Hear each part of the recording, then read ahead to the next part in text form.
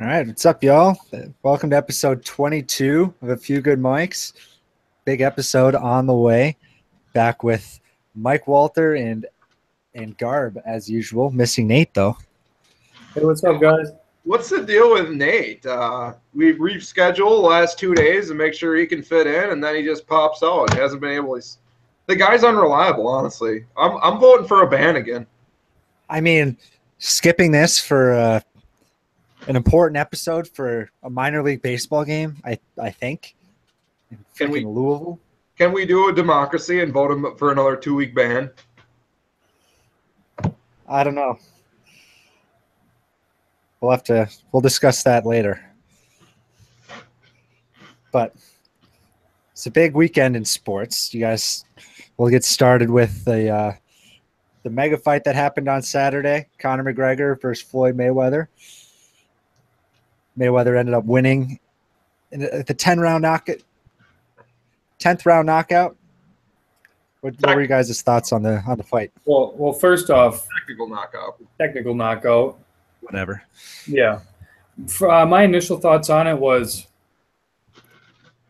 great. There was so many different predictions by experts, both boxing-wise, MMA-wise, on what was going to happen, and the most common one ended up coming out. Conor was going to come out firing. It's going to kind of get gassed, and Mayweather was going to capitalize on that. But what people didn't predict, or at least that I didn't hear, was how well that Conor was going to do. You have a guy who basically made his pro boxing debut against this generation's best and made a lot of Floyd's former opponents look not so good. I mean, one of the stats compared to the Pacquiao fight, I think he landed almost 30 more punches on Floyd than Pacquiao did. So I liked it a lot. Obviously, I wanted to see McGregor win. One, I'm not a big Mayweather fan, and two, I'm always a good underdog type of guy. But overall, I think the fight really blew out a lot of people's expectations, and it was exciting to watch. Let me go. So I love the fight. I thought it was super entertaining. Especially if you've seen the Pacquiao fight, this was like a bajillion and a half times better. I mean, there's no comparison. Oh, yes. My thing is, you're like, oh, surprised how well he did. And when they did the shots landed, he did land more than Pacquiao and everything. But he did have a height advantage. He had a weight advantage. And he had bigger reach and everything. And granted, he's not a boxer, and he's going up against Floyd Mayweather, like the best boxer in our generation, I think. I don't think there's even a question of our generation. Yeah, for sure. But my thing is, I don't think Conor came out firing like you knew he would. Everyone knew that. And Floyd did his defense, which he's the best, debatably, ever was at boxing defense. And I mean, he dallied around, and I just feel like that McGregor came out and looked better than Pacquiao with he was more aggressive, and there were longer jabs, and he was kind of going at him.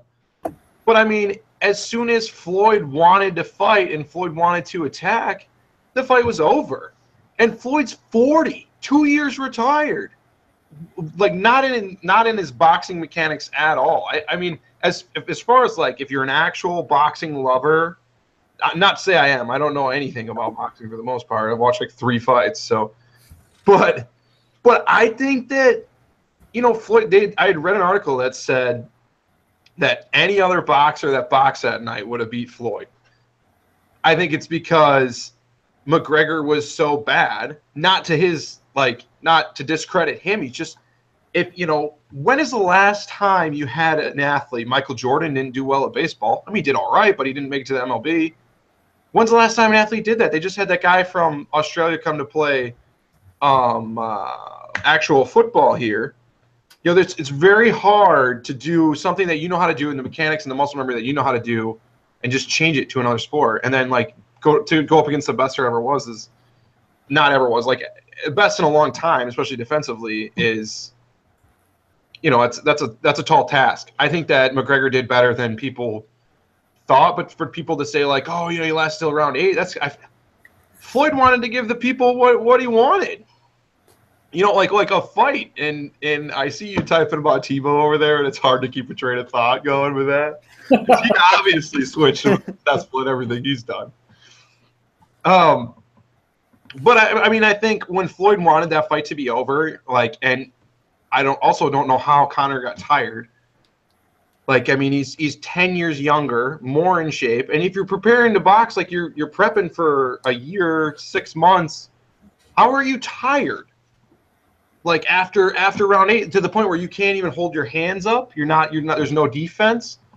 It was. I mean, and people were saying like, oh, they should have, like, he could have had a chance. You never know if he got like a strong blow. Like, if they didn't call that a technical knockout, Floyd was going to destroy him. He couldn't even defend himself. He wasn't putting his hands up. That whole round, he was going at him. I mean, the fight was great. I loved it. I just don't think that – I think Conor McGregor is getting too much credit for standing in there when Floyd just played defense, didn't even, like, probably threw a punch round 4. And I'll say this. I don't – like Mayweather in his – like leading up to the fight didn't take him seriously at all. And especially in the first 3 rounds. He was smiling. He was smiling and laughing. That was all part of the game plan, right? Just to let him tire himself out. He's like, because McGregor wants to knock Floyd Mayweather out early, because that's all the shit he's been talking for the last like 3 months. And Mayweather's like, okay, I'll take the whatever punches I can get. He'll tire out by round 5 or 6 or whatever. And then I think the reason why he came out like near the end, just sort of really became more aggressive than anyone's ever seen him really, is that I think he really wanted to make an example out of Conor McGregor, just to like, you think you can challenge me? I'm 49-0. You've never boxed a day in your life, and you think you can challenge me? I'd like to just hop in right there at the same point just to back you up. I think, Floyd never comes out like that. And even the announcer's like, whoa, when's the last time you've seen Floyd come out like this? Well, it's because Conor didn't know what the heck he was doing. His hands were down. He was the most vulnerable boxer you've seen in the last 10 years. It was open season, dude. He was exhausted, couldn't even hold his hands up to like cover his face. Yeah, why not go at him? And I think that was like what you said earlier about if any other boxer, they probably would have beat Mayweather. Mayweather would have never come out for any other boxer. He knew this was easy money.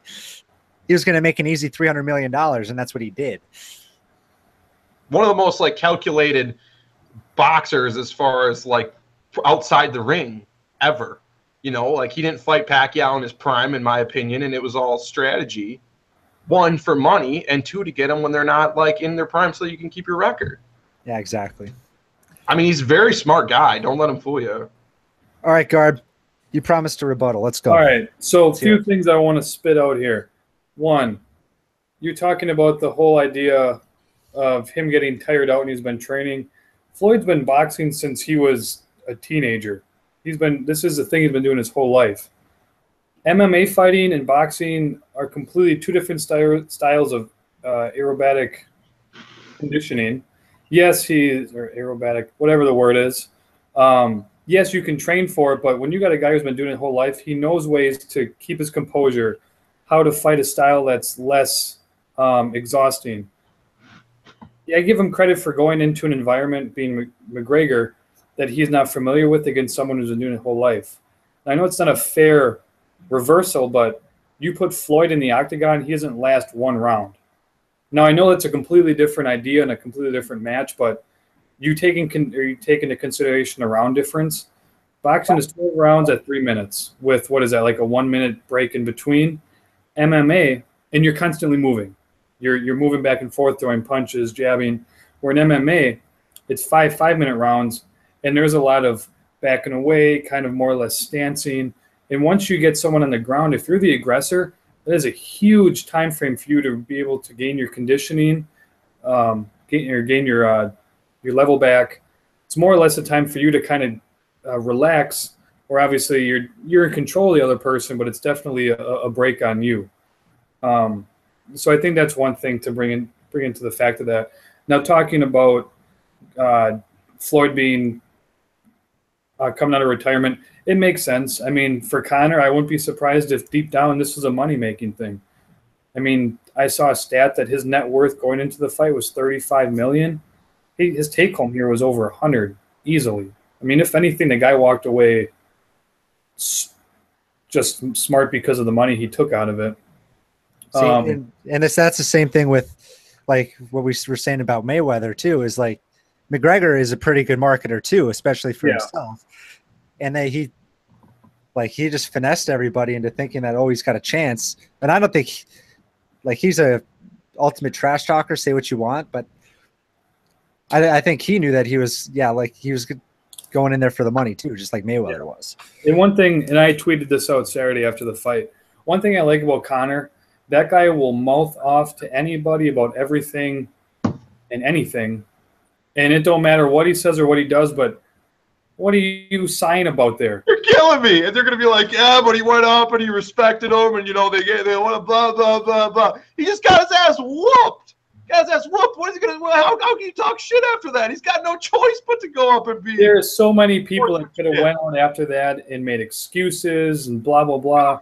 God. Oh, my God. Why are you so – no excuse to make. He got the floor mopped with him, dude. He was going to get, like, Floyd's first – it'd be the first, like, 40-year-old knockout in boxing history.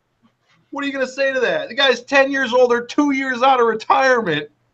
There's no smack to be talked by Conor after the fight. Well, what he was saying is, thanks, Floyd Mayweather. You just made me a whole lot richer. And Floyd Mayweather said the same thing to Conor McGregor. Yes. But all it is. The whole thing on you were talking about with MMA and boxing as far as endurance, whatever, I totally agree. And then the comment with Floyd going into an MMA, I've seen that all over Twitter, and it's just absurd. Well, that's what I'm saying. No one's ever saying that. It's not a fair argument to go that way, but everyone keeps saying that. Like, didn't come out and say he wanted to do that. It was Conor that came out and said he wanted to box. That's his choice. Oh, that's perfectly fine. I'm just showing that everyone keeps saying that Conor got mopped. Yeah, I get it, but obviously it's two different styles of fighting, and Floyd's been doing it his whole life. Right. I mean, and the point about, like, the fighting is different and you get more time and whatever in boxing, I get all that. But it's not like McGregor was prepping for an MMA fight. I mean, he knew what he was getting into. Fucking run around the ring, like, swinging at a meat bag for 3 minutes. Like, prepare. Yeah. All I'm saying is prepare. How are you winded out of your mind, like, to the point where you can't even do anything at round 8? What do you do when you get exhausted in any sport? You go back to your bad habits. Well, not that Conor went to a bad habit, but his natural habitat is a completely different style of fighting. You can practice all you want for 6 months, but if you practice as far as like endurance and just being in shape for it, I don't see, no matter what sport you play, as long as you're like super duper in shape, how all of a sudden you're going to be out. I'm saying, like, do this prep work for like fucking 20 rounds. And then once you're good to go at 20, you know you're damn well good to go at 12. Like, and you got 6-7 months to prepare for that too. That's what I'm saying. All I'm saying is, I'm not saying MMA or boxing is more, you don't get a bigger break. I'm not saying that. I'm saying you had plenty of time to prepare for this fight, and Floyd danced around and played defense for 5 rounds. After that, it was kind of in the middle. And still by round like 8 and especially 9, you can't even hold your hands up anymore. How are you not in good enough shape or like planned out, prepared enough? I don't know if he's eaten fucking McDonald's last 4 weeks to prep for this or what. It was terrible. That I was totally blindsided by that, how he was burnt out. It's honestly, and this might be like a Nate comment here. But it's almost like this whole thing, like Mooney's kind of hinted at it, his whole thing has been like almost like a scripted moneymaker. You pull this guy and this guy from 2 separate worlds. They're big trash talkers. You're going to get a terrible boxing match as far as, like I said, if you're an avid boxer and there for like the event, it's going to be terrible. If you're the guy that likes to see somebody get banged around and 2 knuckleheads go at it, sure. But it's a moneymaker, and that's all it was. And Floyd definitely knew it too because he came out wearing a fucking ski mask. Like, I'm robbing all you guys of your money. And then, just on that, yes, Floyd's been fighting his whole life and knows how to, like, fight and keep his stamina and everything. But you're also talking about a 29-year-old and a 40-year-old 2 years out of retirement. I mean, I'm just saying alone based on 2 years and didn't do anything. No. But he's not doing what Conor McGregor's doing. And all I'm getting at with this whole thing is that how are you not prepared to go at least 10 rounds without being exhausted? I mean, if you get knocked out just doing it, that's one thing. But the fact that you can't even hold your arms up and are stumbling around is ridiculous. All right. So one last question before we move on to the meat of the podcast. Will we see a second one of these fights? Will there be a Mayweather McGregor too? No, there won't be. Absolutely not. And I think Floyd's retired for good. Like I said, a bunch of analysts had said that, I said it earlier, like if he came out against a normal boxer, and I think in like a week or 2 weeks, there's actually another boxing match that's supposed to be like super good. Yeah. Triple G against Canelo Alvarez, I think. Yes. And I mean, if he went up against someone like normal in his own category, he get mopped. Floyd would. He's just too old and he's out of it now. Yeah, and I think 50-0 is a good round number for him too. Yeah, I mean, stop while you're ahead. Don't ruin it. I think he's done. I mean, obviously he went to retirement after Pacquiao, but this is a good chance for him to beat out. God, I can't think of his name. Machino. I can't think of the guy's name. Yeah, Rocky. I can't think of his last name though. And I think this is a good match for him to be able to break that tie, gets him to 50. And yeah, like Mooney's saying, I think you end at 50. You got what you want out of it. Enjoy retirement. Obviously, outside IRS coming after you, you got enough to live off of. So yeah, he's set for life. So yeah, for 30 minutes of work. However, a follow up on that, I do think that there may be. Is that Nate Diaz? I think there may be a Diaz-McGregor fight, though. Oh, that's coming. I'm thinking that might get brewed up for next year. So I think I saw somewhere that McGregor still has 2 fights left on his UFC contract, so it's not the last we'll see of him. But yeah. After that, he's probably done. He'll have made his money, unless he wants to go to your WWE arena, which I think he'd be perfect for. Oh, he would rail people there. One last thing I'd like to touch on with the whole fight. I think that $100 for this fight is absurd. Yes. Any fight, the Pacquiao fight, I think that people need to get a grip, and $30 would be reasonable. Anything over $30, I'm not paying. And I think I speak for a ton of people when I say that. And you're definitely not, because you streamed the fight, no?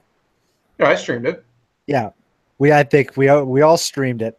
We weren't the only ones, because there was a report that came out yesterday or 2 days ago that over 3 million people streamed the fight instead of paying the pay-per-view. So even 2 million. So 3 million, $100 a piece. Jesus, they made 300 million. But do even 2 million. Because I would have paid to get it for $30 and watched it just on my phone, even full HD, and just not had to deal with any shit links or anything for $30. That's totally reasonable. And you'd get it's you'd have to do the numbers. But if you had 2 million people, that's saying a whole million don't buy it. But for $30, you get a ton more people to buy it. Well, and add on to that too, I don't like how crippling this affects a lot of businesses like Buffalo Wild Wings, Hooters, a lot of those sports-related, I don't want to say restaurants, but eateries. It's you're making them pay thousands of dollars just to stream a fight, and then you're charging a massive cover when a lot of people are like, why would I pay $40 to go stand and I'm not guaranteed a table when I could just sit at home and stream it for free anyway? So I think these massive prices just affect, like you guys are saying, more people from actually purchasing and enjoying it, or you'd rather do what I did and search several links trying to find a stream. Yeah, no, I agree, and I think a lot of places like businesses, like you said, are just done with it. I know in Madison, Pedro's does it, but I'll be totally honest, I'm pretty sure they do it illegally. I think they just buy it from like their their direct TV like for $100 and they stream it like they just cut the cable to like their 5 TVs. I'm almost 100% sure that's what they do, but like B-Dubs doesn't do it. Nobody does it anymore. Hooters did it, but they charged you $30 to reserve a table, and then like that's just for your table. Then whatever else you order, it has to be. I mean, it's ridiculous. You can't. I was in the Dells on a summer weekend, which probably like almost 100,000 people up there. One bar had it. Nobody wants to do it because it costs so much money. I know Dave and Buster's had it though too in Milwaukee.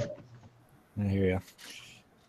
So it does it for the Floyd Mayweather conversation. Next, we will start out we were supposed to do a weekly NFL preview, but since we missed last week, we'll dive in and give you the whole thing in one episode, division by division, predictions of where the standings where we think each team will end up.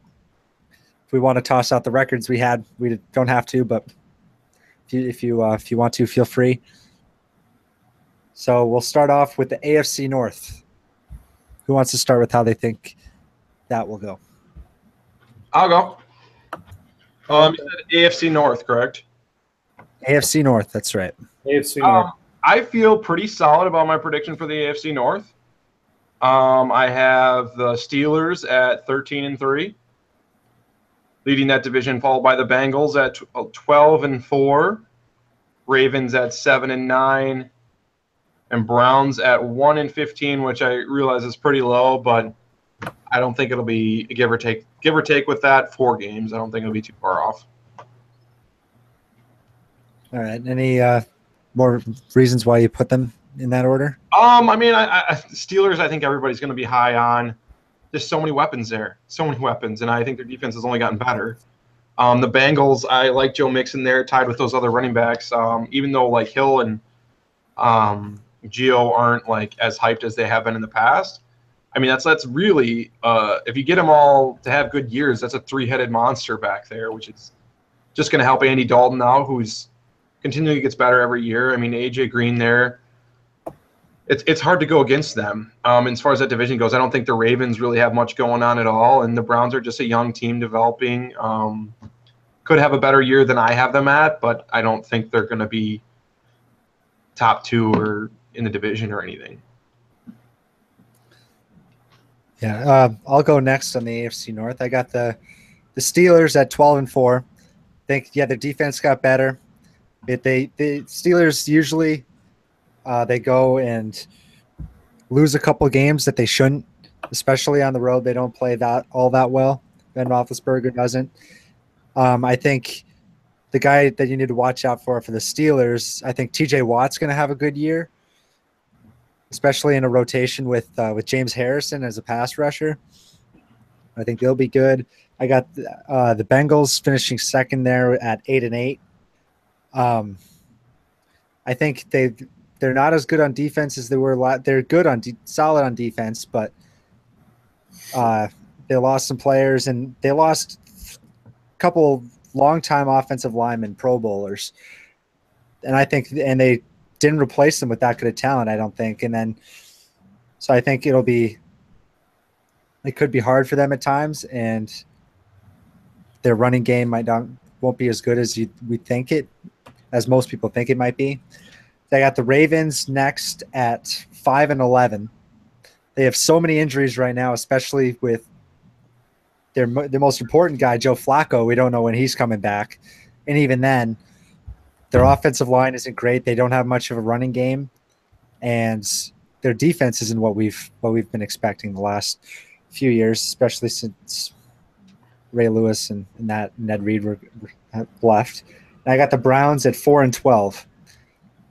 I think if Kaiser has a good year, because they upgraded their offensive line and they got some talent on offense, and if their defense sort of plays better than expected, they could maybe get close to 500, but I don't see them it'll be a few years before they're in playoff contention. But I do like what they're building there. All right. So from my AFC North, kind of got a few outliers, but I got Pittsburgh at 14-2. I have them losing at Kansas City, and apparently I picked them losing at Detroit.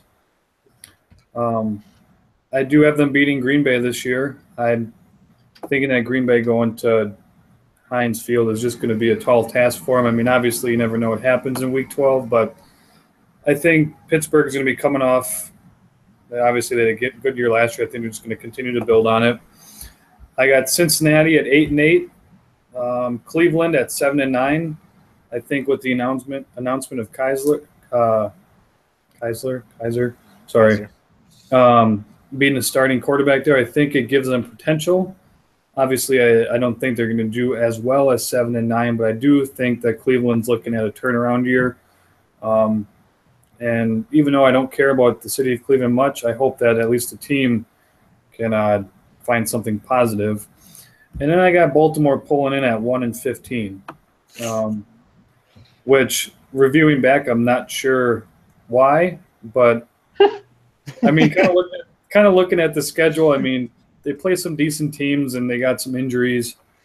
I got them losing all 6 of their divisional games. Obviously, I don't expect them to beat Cincinnati or Pittsburgh, but I'm giving them both to Cleveland. So we'll see what happens there. Obviously, I expect Baltimore to win more than one game, but kind of on the face of it, that's where I'm at. Well, that's definitely interesting. Baltimore that low, 1-15. Oh yeah. After I was done and I realized it, I discovered that was not well. All right. Next up, so we in AFC North review. We all 3 of us have the Steelers winning the division, Cincinnati finishing second, and then obviously we flip the Browns and the Ravens in certain spots. But next up, we got the AFC South. Let's see. Mike, you want to start us off again? Yeah. Really high on the Titans this year. Got them leading that division at 13-3. I love Mariota there. I think they're going to be great this year. Defense is coming around. Got a lot of weapons around Mariota. Good back. I mean, that's going to be a good team. I think they're going to come out of that division. My only problem was the Texans. I have in second as 11-5. I love the Texans. I just don't love the quarterback play. Put a different quarterback in there, and they might lead that division. I don't know. And obviously, 13-3 is pretty good for the Titans. But, I mean, I'm a firm believer in the Titans this year. I think they're going to be good. I don't like Texans quarterback situation. That's why I have them in second at 11-5, which is still pretty good. The Colts I have at 3-13. Andrew Luck is so spotty. Nobody really knows what's going on. And when he is healthy, he's a turnover machine on top of the fact that he has one weapon there in T.Y. Hilton, which is probably like a second or third receiver on a normal team. There's nothing to help him anymore. And then the Jags 3-13 as well. I like their defense, but there's not enough. I don't like Bortles in there. That's just a nightmare I don't really want to get into, actually. We'll just leave it at that. All right. Yeah, I'm not as high as the Titans on you are, but I got the Texans winning the division again, this time at 11-5, better than last year. I would feel a lot better about that if they were starting Deshaun Watson instead of Tom Savage, or obviously if I don't know who else they would go get, but their defense is going to be elite. You got J.J. Watt back healthy. Jadeveon Clowney was healthy all of last year, and he was a beast last year. You could say they have the best front seven in the league.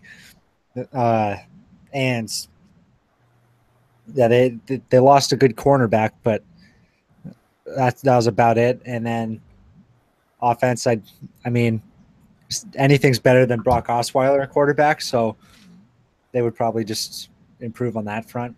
And then Hopkins, I think, is primed for a good bounce back year, especially if they stay stable at quarterback. Next up, I got the Titans at 9-7.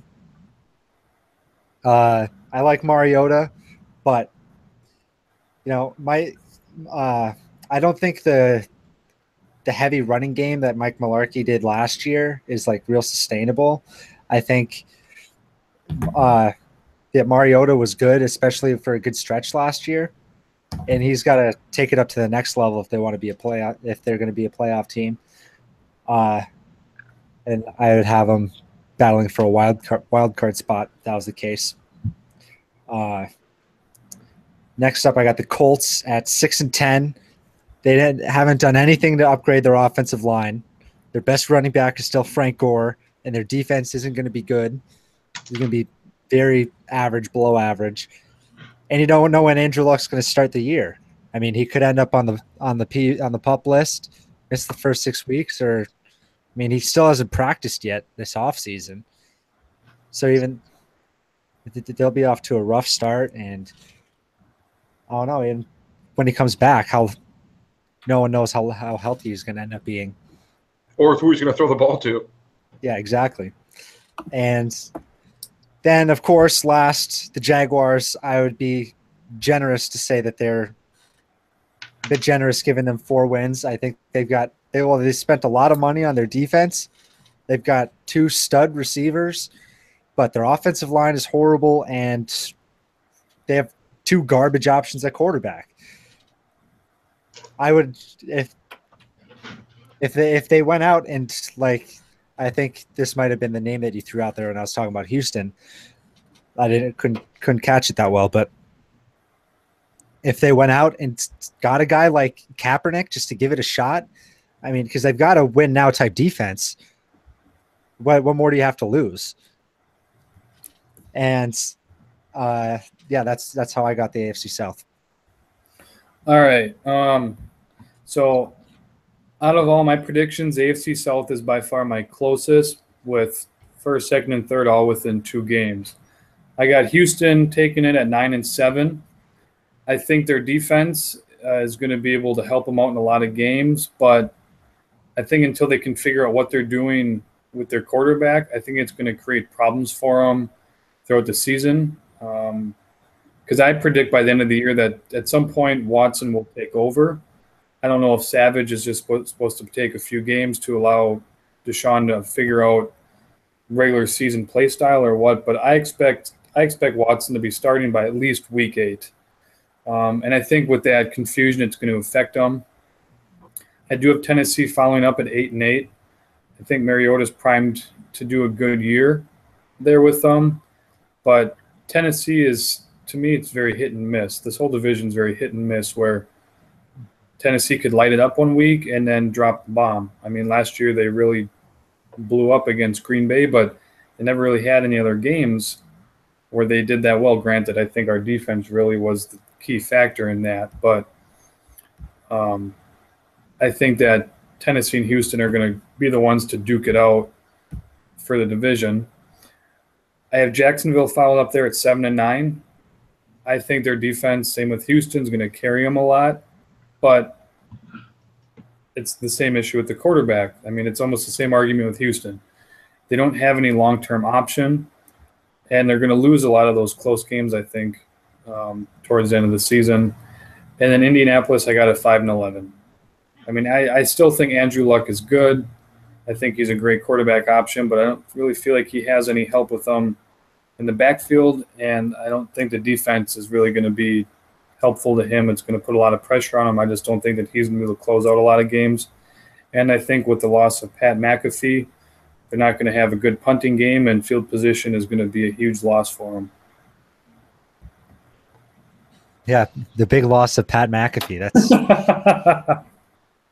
That's in all seriousness, I feel like Indy has potential because they have Luck. I just don't think he has enough around him to help him. It's sad. They don't give the guy any weapons at all. No. They got T.Y., but obviously every team's going to double him up, and Well, and obviously the Packers are a wide receiver heavy team in my opinion, but put him on the Packers. I mean, Devontae Adams and him, I would say, are about equal.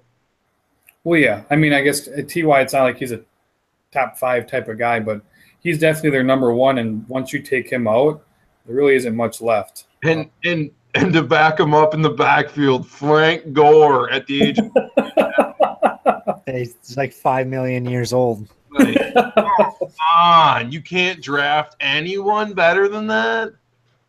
Hey, well, they tried for Trent Richardson and put Agumbawale in there or something. He's a Texan. Yeah, until he gets cut. I saw he's like bottom of their chart. Is he? But yeah, I don't know. I think it should be a tight division though, like it usually is. Yeah, I think to be honest, Houston should take it, but realistically, I think Tennessee and Jacksonville do have options or ways to take it. I think it's going to be closer than some people expect because everyone thinks of Houston. You got J.J. Watt, Davion Clowney. I can't think of the middle linebacker right now. It's still Brian Cushing, I think. Yeah, Cushing. I mean, everyone thinks of defense and all the big names, but it's the same argument that we'll get to when we talk about the Broncos. I just think that they're going to get exhausted towards the end of the year because they have to – so much of the pressure is put on them. Yeah, so the AFC South. Next up, we got the AFC East. I'll start off with this one. Obviously, this is going to be the widest gap. This would be the easiest runaway division with the Patriots at number 1. I went against them last year like an idiot and got burned for that. This year I got them at 14-2. I think their offense is going to be really, really good.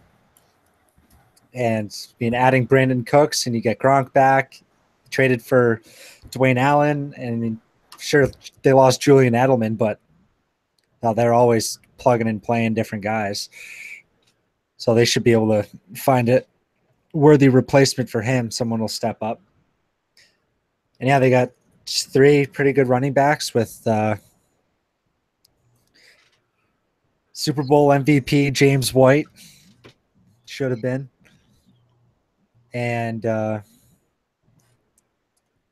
then Mike Gillisley and I can't think of the third guy's name, but yeah, so the Patriots at 14-2. Next up, I got the Dolphins at 7-9. I think I'm not as high on Cutler as I'm sure as other people are.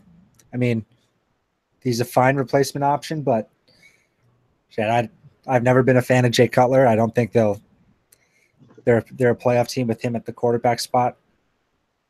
It's just the way it is, and I think you see a more down-to-earth year from Jay Ajayi. Next up, I got the Bills at 6-10.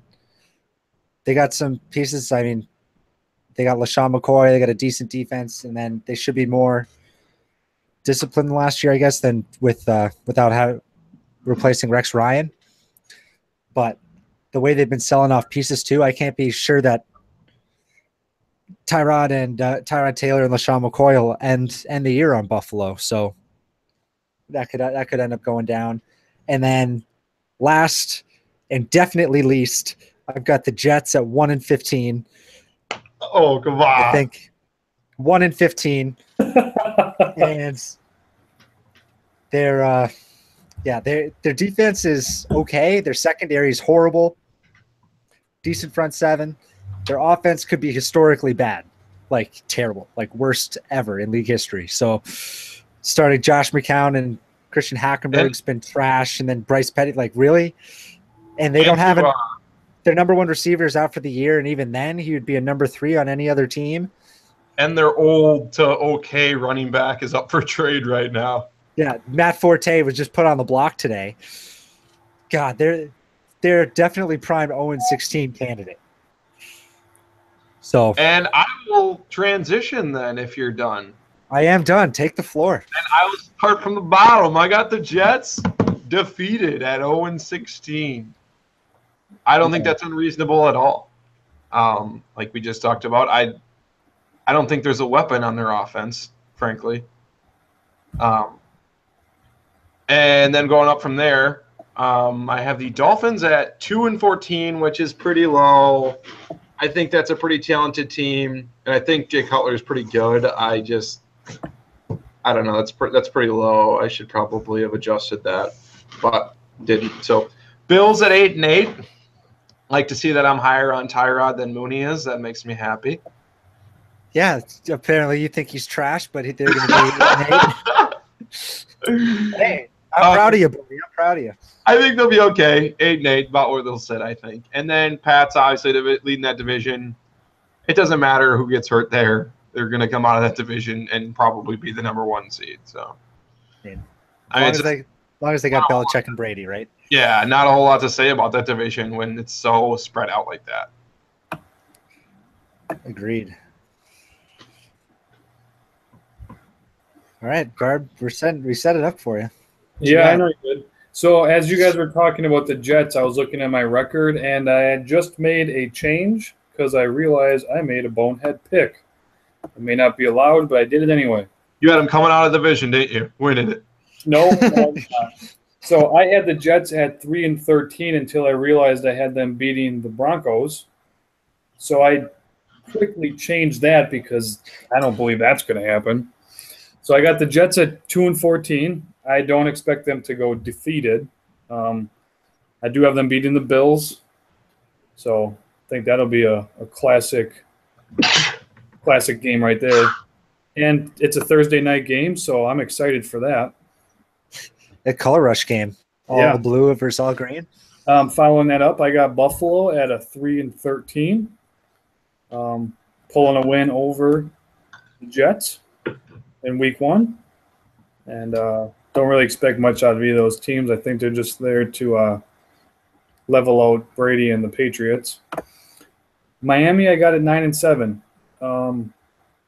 I don't know what to think of Cutler. I'm thinking he can either make some big moves down there. He could also throw a lot of picks. I did give Miami a win over New England, though, in week 12, coming off their bye week. Thinking about it, it's going to be a tall task going to Foxborough, but we'll see what happens there. I can't let the Patriots go undefeated, so 9-7 I think is a fair record for them. I got them losing to the Saints and Falcons as well.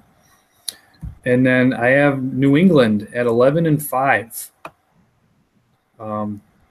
I got them losing to Pittsburgh. I got them losing to Oakland. I'm thinking now with Derek Carr healthy, what should have been a playoff matchup last year, I think Oakland's going to take that at home.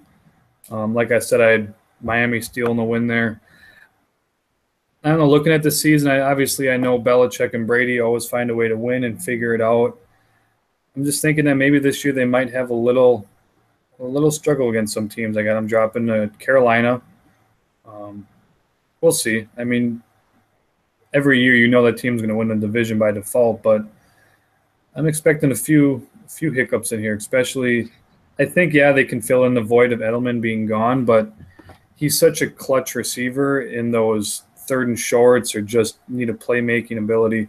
You can't really fill that just based on the chemistry they have. Obviously, they'll find a way to still be effective, but I got New England only going 11-5. Yeah, I'll just say it right now. I think you're crazy for giving the Jets 3 wins. I think that's way too high. Okay. Well, someone's got to jump on the bandwagon out of us because Nate's probably gotten 0 wins too. Nate's probably got him going to the Super Bowl. Yeah, that'd be more Nate move right there. So, AFC East, clear cut. Patriots class of the division. We have it same all the way around. Next up, you got the AFC West. I got this one. I'll take Garb, go ahead. All right. So I got Oakland taking it by 1 game over Kansas City. I got Oakland going 12-4. I'm really liking what they got with the chemistry there with Derek Carr and Cooper. Obviously, Khalil Mack is a monster on defense. I do got them dropping a game to Kansas City. I just think the Chiefs defense are good enough that they're going to take a game from them. And I got them losing to the Cowboys late in the season after Ezekiel comes back. But I give the division to Oakland. Like I said, taking it by one game over Kansas City. Kansas City, I got it 11-5. I got them losing to the Patriots early. I think with the Chargers at home early on, they can take a game. Hopefully Melvin Gordon's able to kind of find his groove again. Got him losing to the Cowboys after Elliott comes back as well. But I think that'll be a fun division to watch because it could really go between Oakland or Kansas City. I would even say Denver could make a run for it if they had a decent quarterback. Their defense is good enough, but their defense I don't think is going to carry them to a division win. And I got them at 9-7. I got them losing to Oakland both times. I'm giving a game to Kansas City, and I even looking at Cincinnati coming into Mile High and stealing the game there. But I do have Oakland making it to the playoffs. In our little prediction here, we'll talk about that later on, though.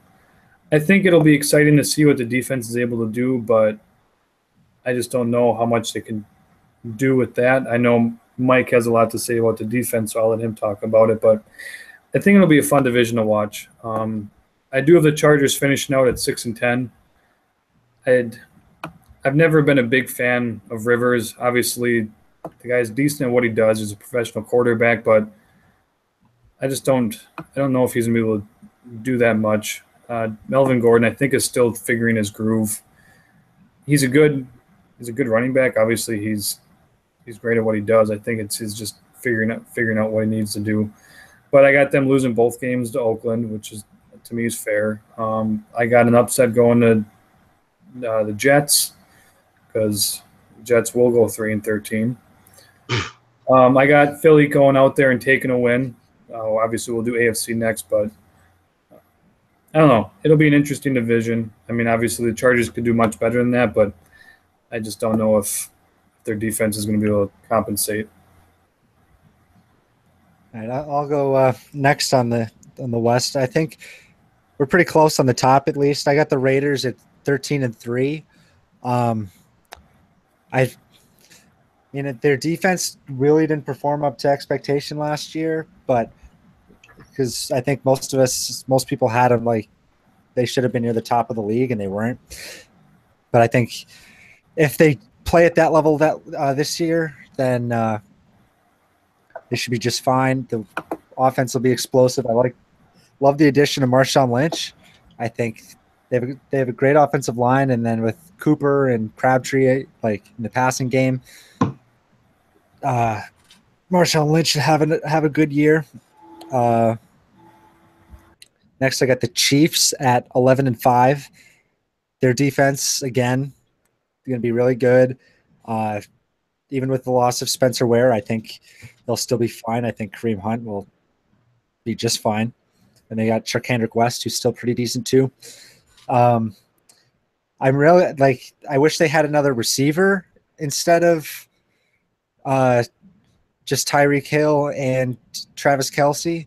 I mean, there's one of the surprise cuts of the offseason that they just let go of Jeremy Maclin. I think Alex Smith, given his lack of, I would say, confidence in throwing any sort of deep, like anything other than a short pass, you could have really used an extra receiver. But even with that, they should be good enough to win double-digit games again. Next, I got the Chargers at 8-8. Melvin Gordon, I expect him to have another good year. Phillip Rivers, you could see him on the downturn.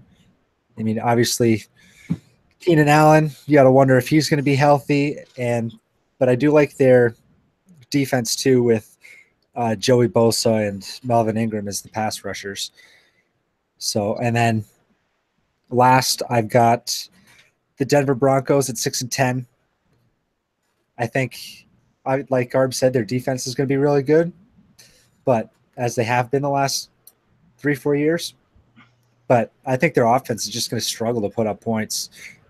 They still don't have a great offensive line either, and I don't trust Trevor Siemian. That's what I got there. 6-10 for the Broncos. Garbage. All right, Mike, what do you got then? No, I mean, I think we're all high on the Raiders. I think the Raiders will be good. I think Marshawn Lynch, like you said, is a great addition there. I got him at 15-1. I got him losing one game to the Broncos.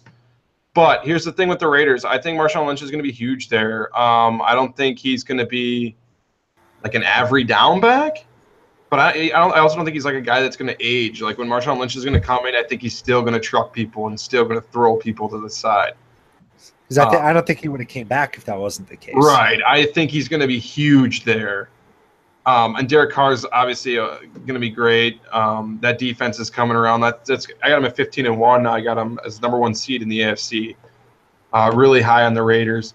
I'm a lot higher on the Broncos than you guys are, just because I like to go back a little bit. Like, let's go back to when they went to the Super Bowl with Peyton Manning here. Pretty much the same defense. The weapons on offense, I don't think anyone's arguing about as far as the receivers. I think they're good. Tight end, they're all right. And I like C.J. Anderson personally. And if you watch preseason, I don't think Jamal Charles looks bad either. I'm high on that. And obviously I'm not huge on Trevor Siemian. I don't think a lot of people are. But like, if you take away Peyton Manning's name, the year they went to the Super Bowl, he played like trash. I mean, he was throwing ducks left and right. They solely went on that defense. I mean, with those type of offensive weapons, I don't think that they're going to be terrible. And the Packers preseason game against them, Packers went up and they pretty much shut down the Packers offense when they had A-Rod out there. Obviously, it's preseason, but those are both number 1 guys on both sides. I think that defense is good enough, and they will tire. That's why I got them losing the game, a couple of games in there, like later on in the season.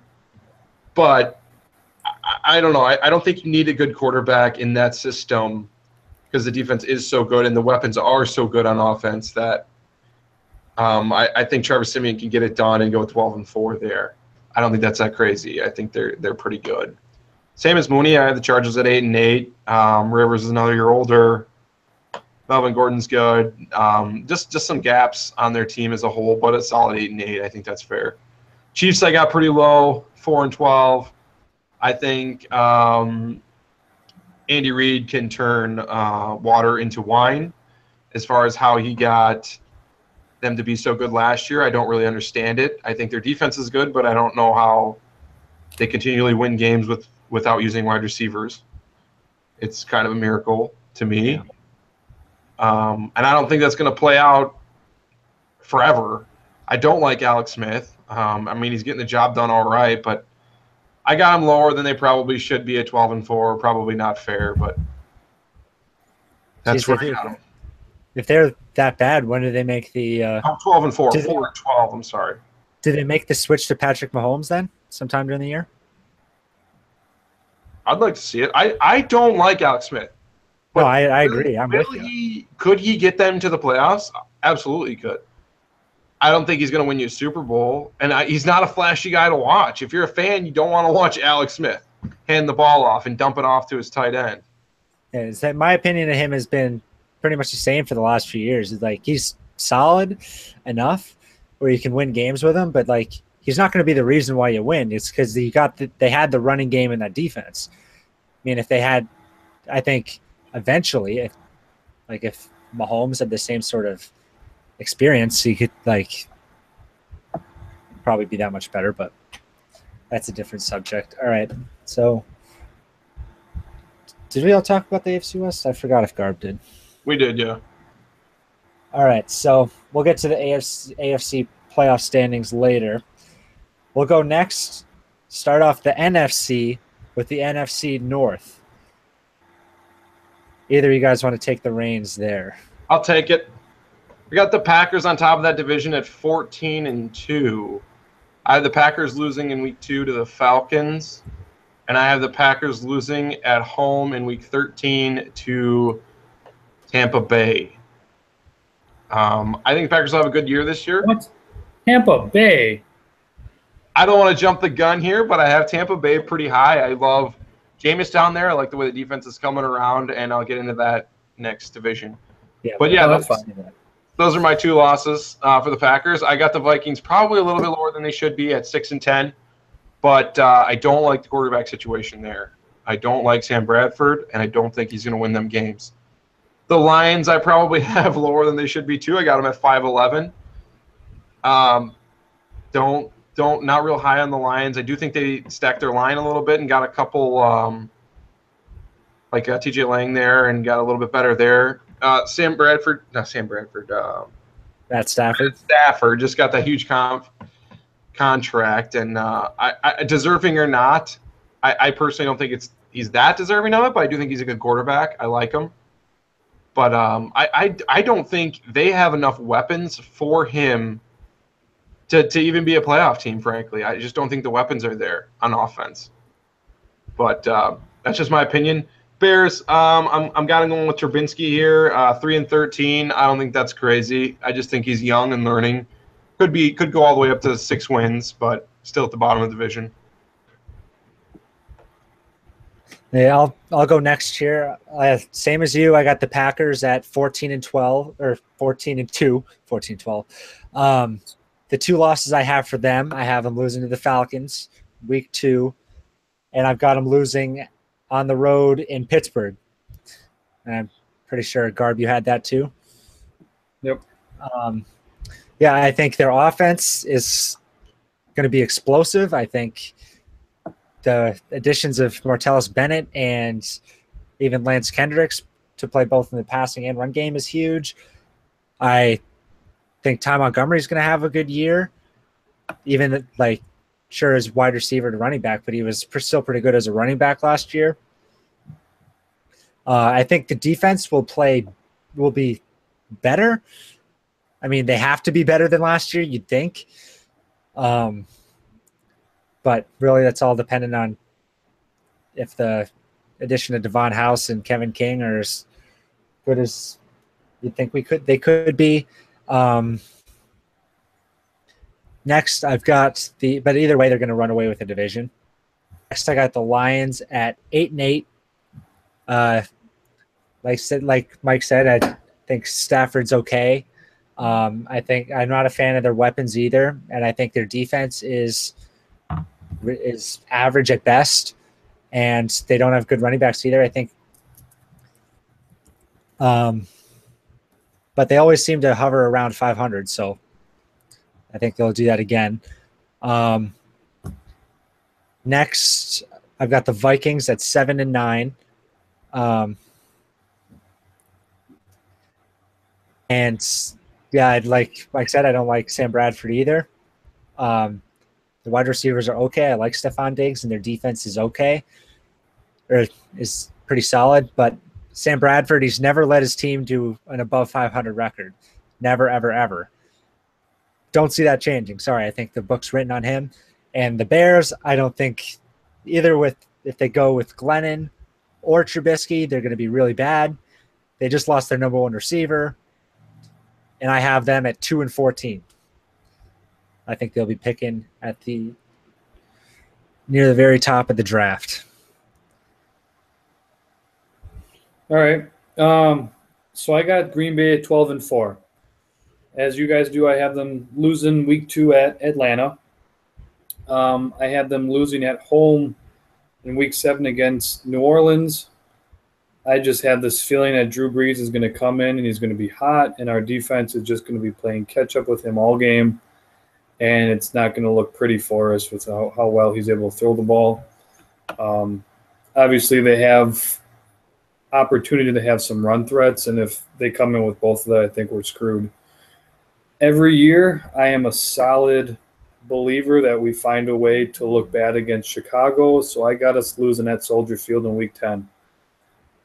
Obviously, I hope that doesn't happen, but just like last year when we played at Soldier Field, I think it was week 13, we built a nice lead, and going into the fourth quarter, Alshon Jeffrey just blew it up, and we almost lost.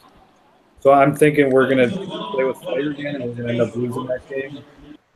And then I got us losing at Heinz Field in week 12 against Pittsburgh.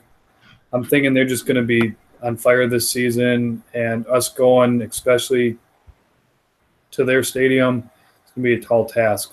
Otherwise, I got us finishing out at 12-4 overall. Minnesota, I got it 8-8. I think their defense is going to do good enough to carry them along. I'm thinking they have a few threats in Thielen and Stephon Diggs to at least help Bradford a little bit. So I don't want to completely wash over them, but I don't see them any better than at least even. I got Chicago at 6-6. I got them. I mean, like I said, I got them beating us once. I got them beating the Ravens, and I got them taking a game over the Browns as well. I think Chicago is going to do enough just to not be the worst team in the league, but I don't expect anything big out of them.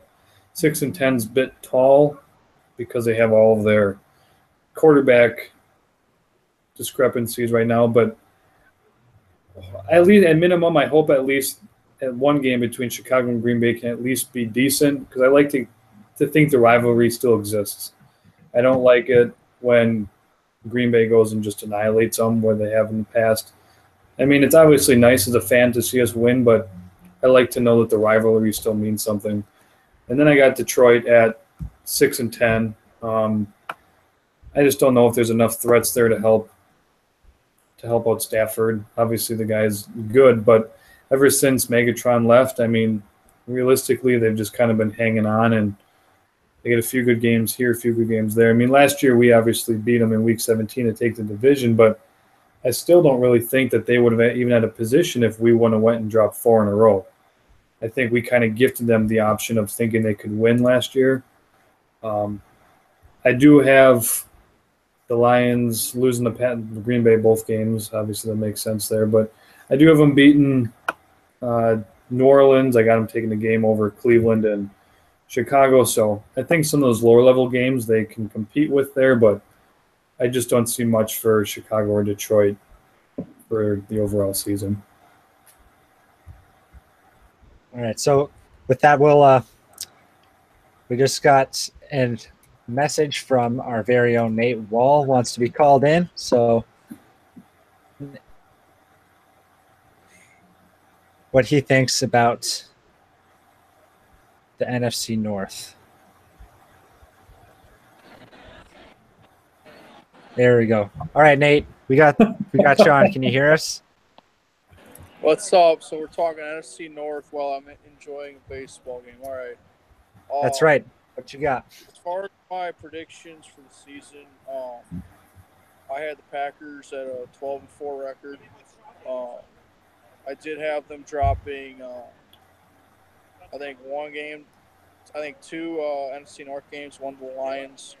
I think one of them to the Vikings. Other than that, I mean, as far as my AFC, I was sitting really high on the Raiders. As far as, I mean, I had them, I think, at 12-4, and I think I had the Chiefs at 11-5. I just think that's going to be a really strong team this year with getting Money Lynch back, as well as, Chiefs. I think they've been waiting to have a decent running game. I think with Spencer Ware and Kareem Hunt at the helm, I think they'll be a lot better. Spencer Ware is out for the season, right? I don't think he's out for the season, but he's out a little while. No, he's out for the year. Well, he's a piece of shit, so who cares? Anyway, Kareem Hunt will be stud. I got him on my fantasy team, so should be a good year for the Chiefs. All right, so just give us your division winners quick for the North, South, and the East. All right, so North I got the Packers. East I got the New York Football Giants. The West I have the Seahawks. And then which one am I missing? Shut up, The Pete. South. South. Bucks, Falcons, Panthers, and Saints. I had the Bucks. Bucks won, I believe, one game over the Falcons. I had the Falcons getting a wild card. I think the Bucks are going to be a strong team this year with Sean Jackson over there. They already got Jameis as had a really great year last year, and I think that defense is pretty good. So I got the Bucks over, and I got the Falcons getting the wild card this year. So that's my NFC. All right. Well, let's get back to your baseball game. All right. Peace, boys. Enjoy. I'd just like to point out that Nate, as much as I don't often like to be on Nate's side, that he said he was very high on the Bucks and had them winning that division. Yeah, so we'll take that as a perfect transition to move on to the NFC South. I will start off, and I am also very high on the Buccaneers. I've got them winning the division at 11-5. I mean, I've been watching Hard Knocks. Jameis is the real deal. I think he's primed for a big year. Love the addition of Deshaun Jackson. I think Mike Evans is going to have a big year. Dude's a beast. And even when I know Doug Martin is suspended for the first 3 games, I think when he comes back, he won't I don't think he's going to have a down year, not as down as he has had in his career. So yeah, and I think Jameis Winston with that, I think he could be possibly up there in the MVP talks. So I think you got to watch out for the Bucs this year. And then next, I forgot about the rest of the division. I was just waiting on you guys. Okay, next I got the Falcons. I got them at 10-6. And I think last year they were just had 1 game better record, but that was based off career years of Devontae Freeman and Matt Ryan. I think they fall back down to earth a little bit. Devontae Freeman just battling some concussion issues too in preseason, so never know when that might pop up again. Next up, I've got the Panthers finishing 3rd in the division at 9-7. I think they'll battle for a wild card spot. I love their draft pick of Christian McCaffrey. I think their defense plays better than last year, and I think Cam Newton plays better than last year. I think obviously it's going to be huge on Kelvin Benjamin, but if Cam Newton stays healthy, he's not an idiot when he runs outside, decides to run the ball. I think he's primed for a good bounce back year. And then the Saints, I have it 6-10. I mean, their only big offensive threat is Michael Thomas. I mean, they brought in Adrian Peterson, but even then, how much does he have left? Their defense is still going to be really bad. And yeah, I think they're really wasting the end of Drew Brees' final years. So there's my NFC South. Bucks, Falcons, Panthers, Saints. I will go from there, start at the bottom. I had the Saints at the bottom again. Same record as you, too, 6-10. Agreed with the weaponry there and the defense being okay. Michael Thomas is a boss, I'll give you that. But they brought AP in, which I think will sit behind Mark Ingram. And throw Frank Gore in there, and they have the 2008 Pro Bowl roster. Let's get some updated backs in here if you want some help. After that, I got the Panthers 10-6. I got really high on this division in general. They're actually got the most wins out of all the divisions. I think they'll be good. Panthers are good. I like Christian McCaffrey. I think they kind of come out of that Super Bowl hump they've been in for a while here. Then I have the Bucks at 13-3. I think the Bucks are going to be sneaky good this year. Love Jameis, all the weapons on offense, like Mooney said, once Doug Martin comes back. The guy's been super hit or miss, but I think with Deshaun Jackson and Mike Evans on the outside, so they can't load the box on you, on top of Jameis Winston already being a semi-running quarterback, I think that's going to be nasty. And they got a good defense to boot. Top of the division, and I'm probably too high on them. I do think, like when he said, I think that the Falcons will come back down to reality here. I think everyone had their best season last year. I don't think they'll be that good. but I did put them at 14-2. I think they'll still lead that division, but I don't think they'll be quite as good and blowing people out as last year. I think they're going to be a lot more low-scoring games and just a reality check. And that's my picks. All right. So based on strength of schedule, division, wins, losses, conference ties, I have Tampa Bay at the bottom at 8-8 and New Orleans at the bottom at 8-8. According to the system we used, it has New Orleans above them. I think Tampa Bay is poised for success. Me personally, I don't think that they're as much of a contender as you guys do. And I mean, I could easily be wrong. I completely open it to it being another way around. I just don't know. I know that Jameis has the skill and the potential.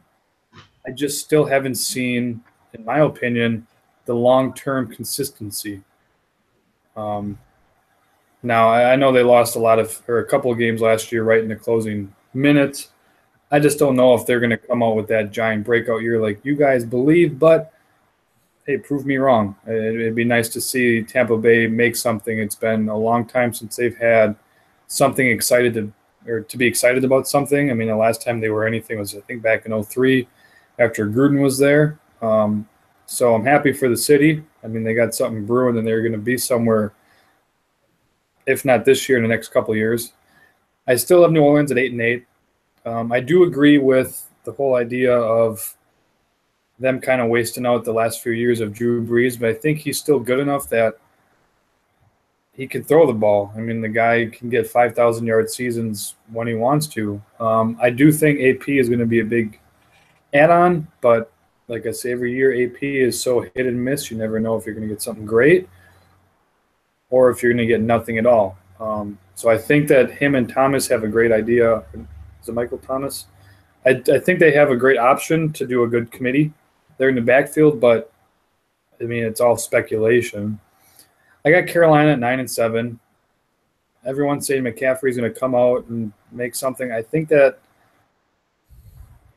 he has the potential there, but for his first season to really do what Elliott did last year, I don't think that that's going to happen. And I just don't know if that team's really going to be able to pull themselves together. Obviously, playoffs is an idea. I don't have them in mind, but I still think that Atlanta is going to be very powerful. I got them at 13-3. I just think their offense is still very good, and I think their defense is going to come back and provide for some scary matchups and difficulties for opposing teams. And I think they have it to boot that they're opening in their new stadium this year.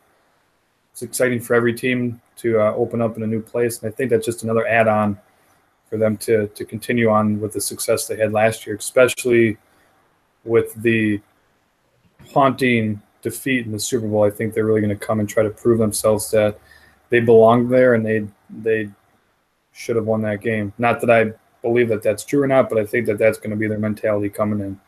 So, yeah, speaking of the stadium, shout out to the new Falcons Stadium for putting in a Chick-fil-A's that'll still be closed on Sundays. Bunch of idiots. Funny. Well, if I'm correct on this, I do believe the Georgia Dome had a Chick-fil-A in it. But I don't know. I mean, it's kind of funny to think that it's there where the primary use of that stadium is going to be football, which is Sundays. But, hey, I mean, somebody's making money on that somehow, somewhere, so whatever. All right, so I'll start off with the next division too. NFC East, I think it's going to be pretty much guaranteed to be the closest division. I've got the Giants winning it at 10-6. I think their defense is pretty good. They got talent everywhere on that defense. Just offense, they've got a really below average to bad offensive line. So, and not a really proven running back. So, if they're going to be relying on Eli Manning to just throw for 5,000 yards and lead them to 12 wins, then I think they're mistaking themselves. I think if Paul Perkins has a better, finishes in the top 15 of running backs, they could be better than 10-6. But I don't know. They got to have a big year from Eli for them to do better than 10-6, but I think they'll still win the division. I think I got the Cowboys next at 9-7. I really think they stumble out of the gate early with Ezekiel Elliott being suspended. Their defense isn't that great, so I think if they don't control the time of possession like they did last year, I mean, they face the Giants, Broncos, Cardinals, Rams, and Packers in the first 5 weeks. That's really tough. So they could easily finish off 1-5 in that start. So or 1-4 in that start, which would really set them back. It's all on Dak Prescott really to take control of that offense and take that next step. Next, due to a tiebreaker division records, I got the Eagles finishing third at 8-8. I like the signing of LeGarrette Blount in the offseason. Gives them a somewhat consistent running back because they couldn't count on Ryan Matthews last year because he's always hurt. Their defense is pretty solid.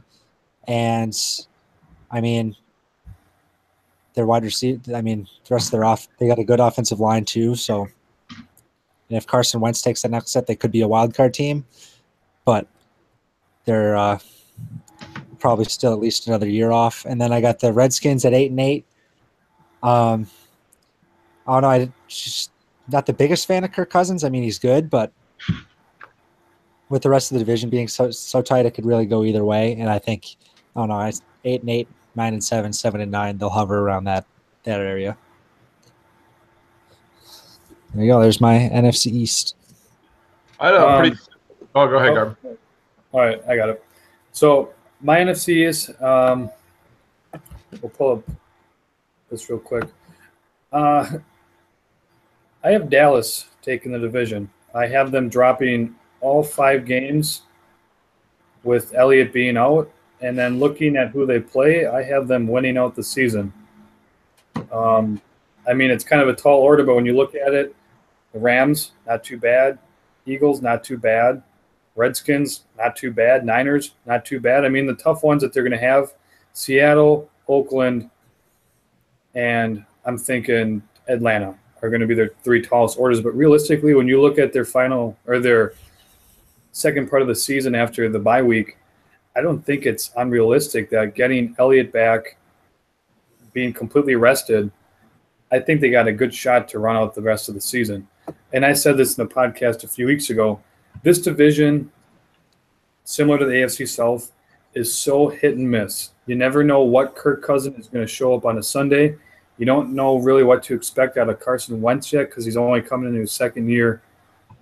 And Eli Manning, I don't like the guy. It's a personal bias. I just don't think the Giants are someone who's consistent week in and week out either. So I'm kind of giving it to, I'm going by default here and giving it to Dallas at 11-5. I know that's most likely not going to happen that they win out after their bye week, but looking at it right here without knowing anything about the season, I think it's a realistic option. I got Washington finishing second at 10-6. Even though I think Kirk Cousins can be inconsistent from week to week at times, I still think they have enough threats, especially with the add-on of Terrell Pryor. I think that they have a good chance to make the playoffs. I got them at 10-6. I got sorry, not Philly. I have New York taking the division third spot at 7-9. Obviously, you have a threat in Odell Beckham, but he's missing week 1, depending on that ankle thing. Who knows his recovery after that? I just don't think they have enough threats. And, I mean, I'm being honest on it. I don't think Eli is as good as people say he is. I mean, obviously, he's a professional quarterback, and he's Peyton's brother and whatnot. But I got them at 7-9. I do have them beating Dallas early on, but that I solely chalked it up to Elliott being out. And then I got Philly finishing out at 5-11. I don't have a lot of trust in Carson Wentz, just because, I mean, going off of one season on him, I don't know how well he's going to come back this year. But he's the next Aaron Rodgers. And MVP. I really wish Nate was on here because I would love to have that argument with him. But I just don't think Philly's going to have enough to put together. Yeah, they got a pretty decent combination in the backfield, but I just think that I think that whole division's just kind of chalked up week in and week out, and I just don't think Philly's going to win some of the close games that I think you guys might be picking them to have. I am right on board with you with Philly. I actually have them at 4-12. I could see him at 5-11 too. I'm okay with Carson Wentz. I think Alshon Jeffrey is going to be good for them, but I think he's lost a step. I mean, I don't think he's going to be it. Let me just one quick thing. It's not that I'm against Carson. I just don't know what to expect. I mean, we're going solely off one season, and it seems more often than not, a lot of these rookie quarterbacks who have good first years, I'll say he had a pretty decent rookie season for the team he had. I just don't think it's going to pan out as people are thinking or hoping. But that's all. It's not that I'm anti-Carson. Just want to make that clear. Okay. Yeah, so I had them pretty lowest on there. Then going up from there, I had the Redskins at 6-10. I like Kirk Cousins. I don't think there's enough around him defensively. And I love Jordan Reed. I don't think anyone would say Jordan Reed's a bad tight end. I think he's top 3 in the league. But Pryor is good, but I think you need more weapons than that to come out of that Division One and that, like, the NFC. I just don't think there's enough there to support him. And Garb did say he's spotty, and I'll give you that. He's not your most consistent, but I don't think he's bad by any means. But I just don't think there's enough there to help him out to boost them into the playoffs. Going on from there, I got the Cowboys at 9-7 and second in the division.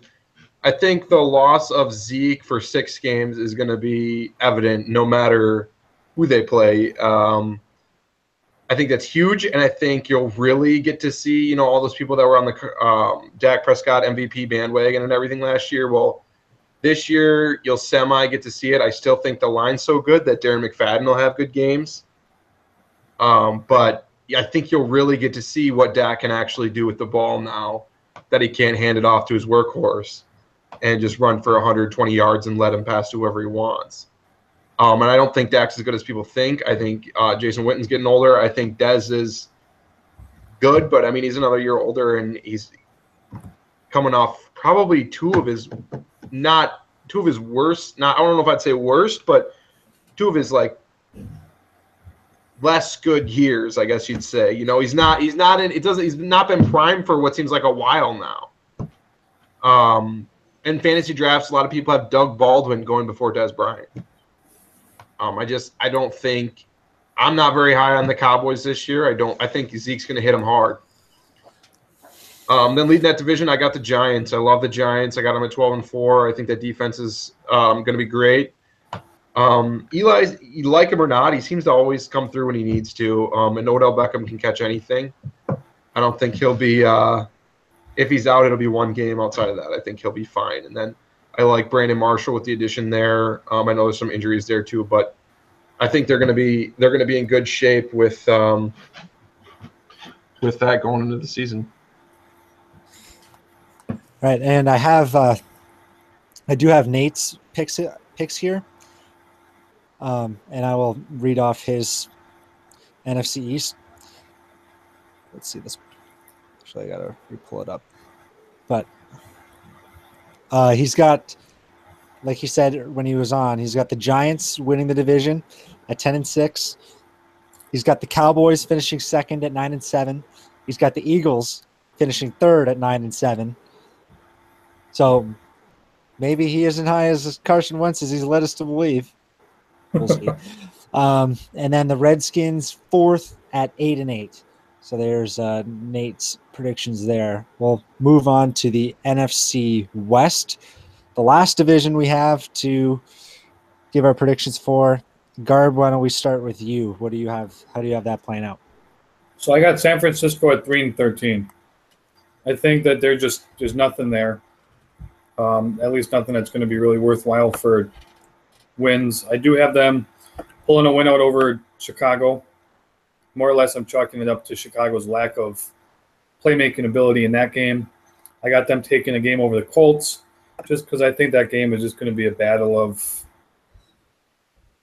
lack of assets there. I just think 49ers are going to take that one out. And I do have a surprising pick of the 49ers beating the Eagles. So I got them at 3-13. I just don't think there's enough there in San Francisco to really have any big playmaking ability. I still think they have some coaching issues that are affecting morale as well. I mean, they were on top of the world a few years ago, and it all fell apart very quick. I just think they're still recovering from that internally, which is showing it externally. Got the Cardinals taking third at 9-7. Cardinals, I think,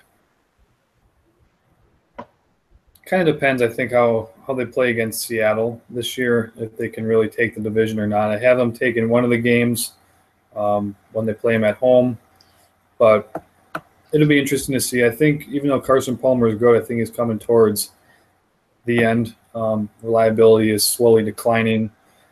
I love Bruce Arians as a coach. I think he's great at what he does. I'm just not sure if they can rely everything on Johnson. His first name is escaping, David Johnson. I just don't think that David Johnson is going to be able to carry them as well as some people may think. 9-7, I think, is a fair option, but it'll be interesting to see what they do out there. I also have the Rams at 9-7. I'm expecting Goff to have a better year now that it's kind of his team.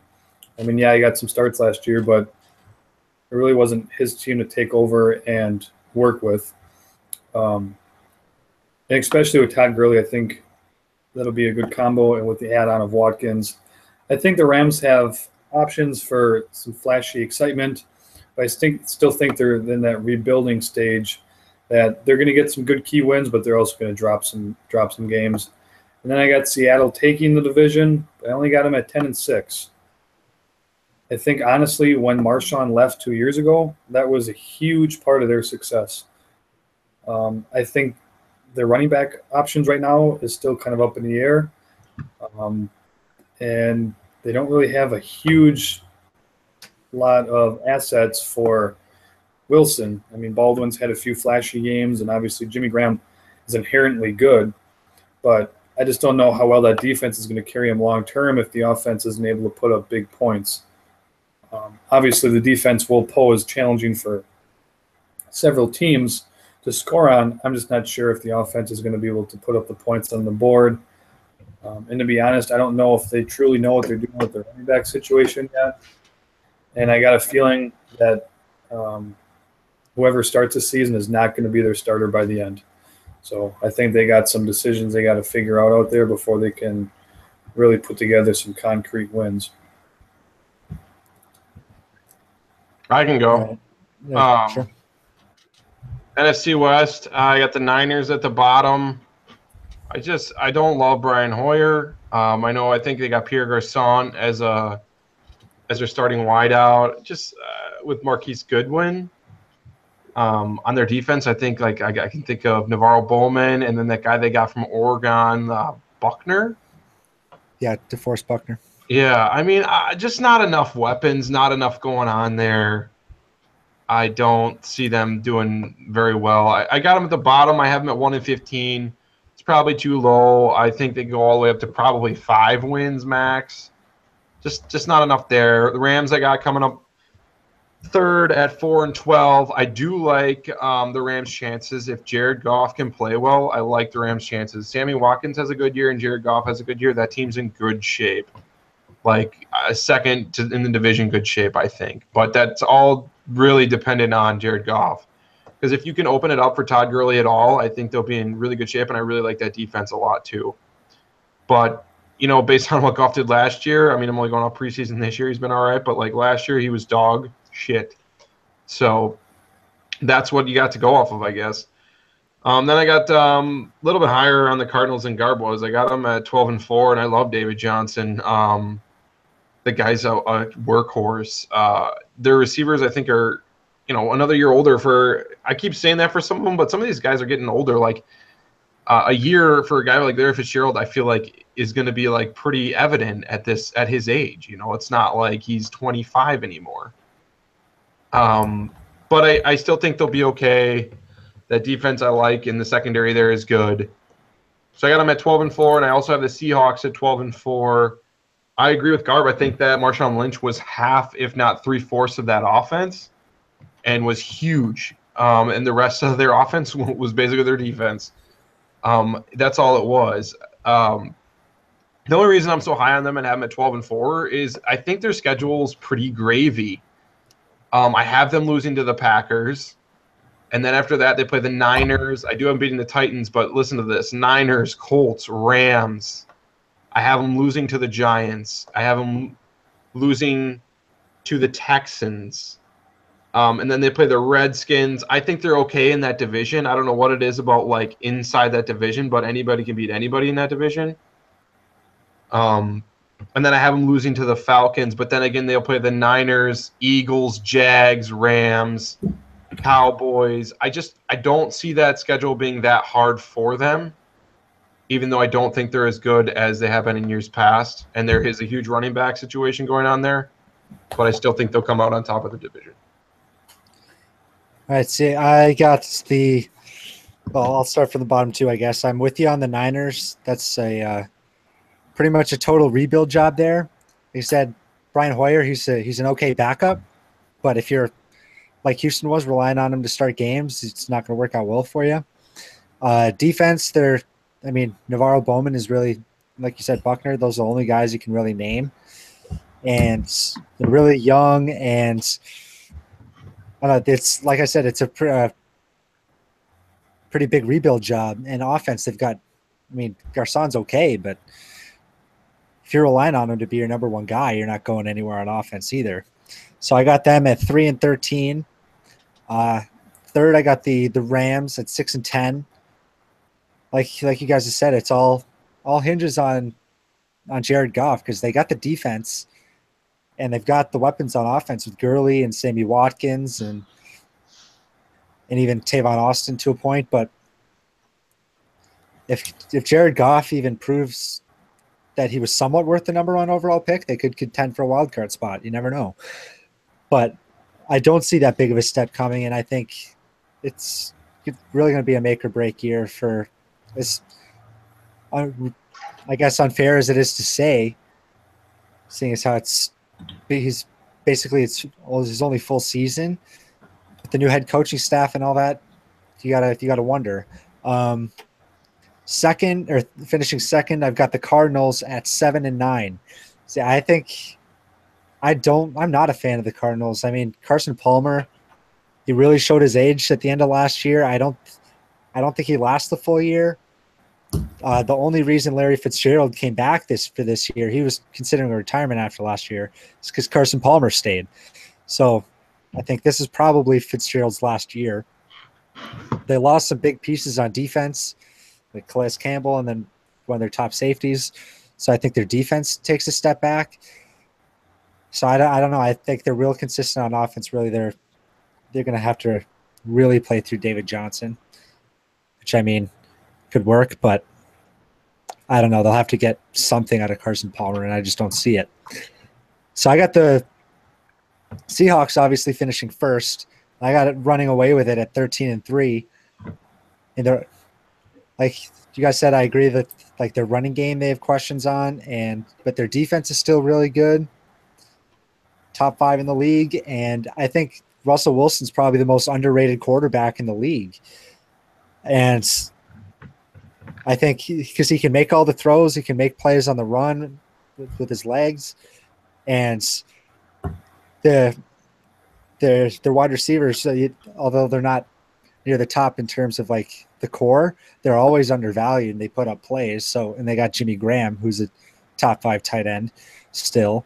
So I don't know. I think Russell Wilson, with the 13-3 record, and if he could end up having pretty much proving why he's actually an elite quarterback in the league or at the bottom end of the elite guys. So I got them at 13-3 winning the division. Saw some squints there for my Russell Wilson comments. I'm not sure. I don't think he's necessarily underrated. I think he's right where he should be as far as what people think. I don't you said he can make every throw on the run. He'd make some throws on the run, and I think he's good, but I don't think he's underrated. I would say he's about where he should be. I kind of agree on that. I don't fully think he's underrated, but I think he's also affected by the lack of options he has around him. I don't think ever really, while he's been there, he's never had a huge breakout receiver. He's always had Marshawn to fall back on, but he's never had like a Jordy who's a great deep threat, or an Antonio Brown who's just going to defile a defense any way possible. Now, I guess obviously not every team is going to have a top 5 wide receiver. That's not possible, but I just don't think that Wilson's really had that go-to when you need a guy turn up type of player. I mean, Baldwin's here and there, but it's always random. I would like to add on that just quickly here. I think the same exact thing. I think that offense as a whole has relied on Marshawn Lynch for the past however many years, and that's benefited Wilson greatly in opening up the passing lanes for him because they're loading the box to try to pin down that animal that is Marshawn Lynch. On top of that, defense being extraordinary. The only thing I will say, like I said, I think Russell Wilson is good, and in defense of Russell Wilson, he's a good game manager as well. He's not that guy that goes out there and tries to do too much. He's not flashy. Sometimes he is, but like he's not making poor decisions like a lot of quarterbacks would that are in that situation. He makes good decisions, but I don't think he's like,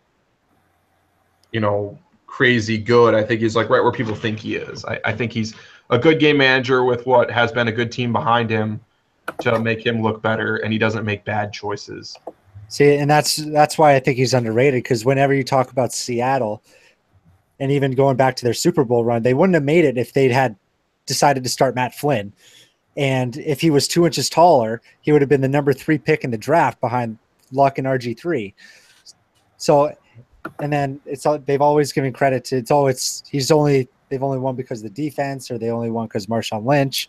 Well, yes, obviously that helps. Obviously it does. I'm not saying it doesn't, but Russell Wilson is a big part of that, and that's what goes into the underrated talk for me, at least. I just think to say they wouldn't have won without that defense is 100% true, because I don't think they would have had anywhere near a shot if it wasn't like take Richard Sherman off that defense. I don't think Russell Wilson can overcome that on his own. I'm not going to say I'm just saying it wasn't good, and that does help to have a good defense, but I'm saying like that defense was phenomenal. There was talk about that being like the best defense in NFL history. No, I agree, but I'm just saying it wasn't the only reason they won. Obviously, I'm saying that had a huge part, and that's not the only reason, but that coupled with Marshawn Lynch. I mean, if you put it into percentages, I would say it's probably like 64% that defense, like 35% Marshawn Lynch, and the rest I'd give to Russell Wilson. The 1%. No, it'd be like 5%. I think you could have. He did make some good throws, but nothing like the Aaron Rodgers to Jared Cook throw to keep him in the game. He's never keeping him in the game. He's just kind of like managing the game. And he's good. I'll give you that. And I think you could put a mediocre quarterback in there for that year and probably done just as good. And see, and maybe not have even thrown the pick at the goal line. Who knows? Well, that's on Pete Carroll for not giving it to Marshawn Lynch. But okay, but that different story. We're not going to talk about that. So next up, we went through all the divisions. We'll go give our playoff standings. So we'll still go back to the AFC. Where do you guys have the 1 through 6, your 6 playoff teams, and where they rank? I'll start off on this one. So for the AFC, I have my wild cards as New England, Denver, Kansas City, and Houston. New England's obviously my 3. Denver is my 6. And then I got the Chiefs at 5 and the Texans at 4.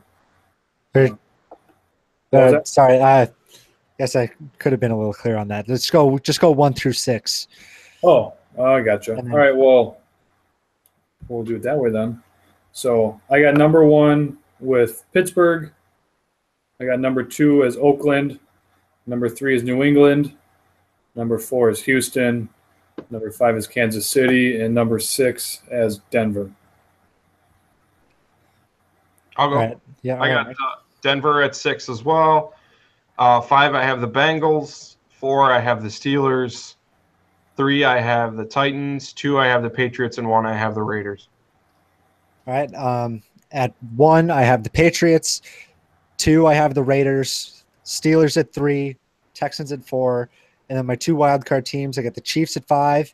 And I do have the Titans getting in there at 9 and 7 as the number 6. I will go over to Nate's. He's got the Patriots at 1. He's got the Raiders at 2, the Texans at 3, the Bengals at 4, the Dolphins at 5, and the Chiefs at 6. He's got Pittsburgh missing the playoffs at 9 and 7. Okay. He also has Spencer Ware playing the entire season. So, And he's got the Titans missing the playoffs at 10 and 6. And that's Nate. All right, how about the NFC? NFC, I got number 1 as Atlanta. Number 2 is Green Bay. Number 3 is Dallas. Number 4, Seattle. 5 in Washington. And 6 in St. Louis. Or not St. Louis. Wow. Old school. I got the LA Rams. I'm actually pretty similar to that. I got Atlanta at 1, Green Bay at 2. 3, I don't have the Cowboys. I do have the Giants. At 4, I have Seattle. 5, I have the Tampa Bay Bucks. And at 6, I have the Cardinals. All right, and for me, I got the Packers at 1. I've got the Seahawks at 2, the Buccaneers at 3, Giants at 4, Falcons at 5, and the Cowboys getting in past the Carolina Panthers due to tiebreaker at 9 and 7 as the 6th seed. Nate, he's got the Buccaneers at 1, Packers 2, Giants 3, Seahawks 4, and the 2 wild cards as the Falcons and Cowboys. Fair. I know you guys probably haven't thought about this much, if at all. Any just quick bets on an MVP for this year? I haven't really thought about it too much, but I think I'm just going to keep rolling with the train that I'm on. And if Oakland does as well as I have them doing, I think that Derek Carr could be the MVP. Solid choice there. I think I feel like the safe bet early on is Brady. I don't want to see him win just because I'd like to see some awards go elsewhere. I mean, I like Brady. I got no problem with him, but I feel like early on he's always just a safe bet. As for who do I want to see win, I think I'd like to see Carr win. I think Carr had a great option last year. He put himself in a great position. Obviously, he was going up against 2 Titans and Ryan and Brady there, but it'd be nice to see Carr. But if I was betting right now, safe bet is Brady. And for me, I think seeing as how I have the Packers and Patriots both going 14-2, I think if they both end up doing that well, it's obviously going to be Brady versus Rodgers. But I think like an out-of-the-box pick, like if you're looking for one, I don't think Carr is that, like, he's not an out-of-the-box pick. But with the Buccaneers making a big jump, Jameis should be in the conversation. And if Seattle goes 13-3, I think Russell Wilson will be in there. But I'd give the nod to either Rodgers or Brady, even though I'd love to see a guy like Jameis come in and take it. And Nate, looking at his standings, let's I'm sure he'd love to see Carson Wentz win, but let's be real on that. So I'll just say he wants Jay Cutler to win, leading the Dolphins to 11-5 wild card. I did hear him talking about how he liked Cutler going down to Miami. He's got him on his fantasy team. I like Cutler in that situation, honestly. I don't like Cutler as a football player, but I don't think he's bad. And if someone could ever get a hold of his talents and his mind and teach him like how to be into football like he likes it and not like it's his 20th hobby, I think he'd be a good quarterback. Yeah, solid assessment there. So there you go, some random MVP conversation. Let's go back to the playoffs. How do you guys see it playing out? Who's winning your matchups, and then ultimately who's winning the Super Bowl? Alrighty. So obviously I made it pretty clear as we were going through division by division that I got a lot of crazy picks and questionable calls. But looking at my seeding, I got the number 3 Patriots beating out number 6 Denver. And I got the number 5 Chiefs taking out number 4 Houston. Taking that to the divisional series, I got New England then going to Oakland and beating them. And then I got Pittsburgh, who's my number 1 seed, winning at home against Kansas City. Championship round, based on what I'm going with here, I see Pittsburgh getting redemption and making it to the Super Bowl, which, to be honest, with the threats they have on offense and the way that James Harrison is still a scary monster on defense, I don't think it's too far-fetched for them to make it back to the Super Bowl. Is that who you have winning it? That's who I got going to the AFC. Should I go through the NFC as well? Yeah, go NFC too. Do the whole bracket. Right. So I got the Cowboys at 3, beating the Rams at 6, and I got Seattle 4, beating Washington, who's the 5 seed. Divisional round there, I have Seattle going to Atlanta and winning. I'm thinking that their defense is going to figure out a way this year to beat them. Last year, I think Atlanta kind of picked them apart and humiliated them. I think they're going to want redemption on that, and they're going to figure out a way to slow down Matt Ryan and stop that offense. And sadly, with the combination of Prescott, Elliott, and that monster front 5, I picked Dallas coming to Lambeau and beating the Packers. I hate it when Green Bay has a first-round bye. I think every year we get it. It's just detrimental towards us. Not that I like our team playing an extra game in the playoffs. We're going to have a bye week, but I just don't like when we come off of that wild card bye in the divisional round. I think we don't play good. So I got Seattle and Dallas moving on there. And then Dallas being the 3 seed, I see them winning at home against Seattle. I think the running game is just going to be too strong, which is going to force them to focus on the run.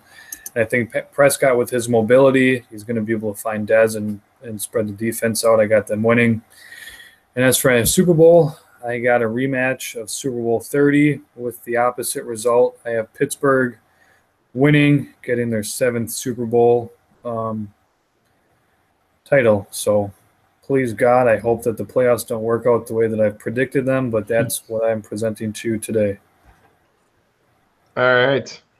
I'll go ahead here. I have Bengals and Steelers for the wild card. I got Steelers coming out of that. And then, actually, I'll just tell you the winners. I got the Broncos as a wild card winner, Giants as a wild card winner, and the Bucs as a wild card winner over Seattle.